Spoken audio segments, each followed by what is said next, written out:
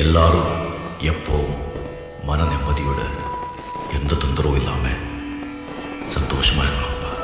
ஒவ்வொரு மனுஷனும் சந்தோஷமா இருக்கிறதுக்கு என்ன செய்யணும்? தன் உடம்பையும் மனசையும் ஆரோக்கியமா வச்சுக்கணும், தன் குடும்பத்தை சந்தோஷமா வச்சுக்கணும், தன் சுத்தி இருக்கிறவங்களுக்கு உதவி செய்யணும்.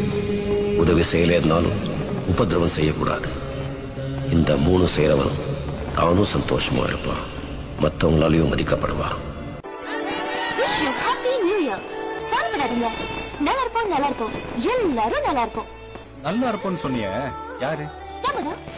நம்ம தானா? நீ ஏன்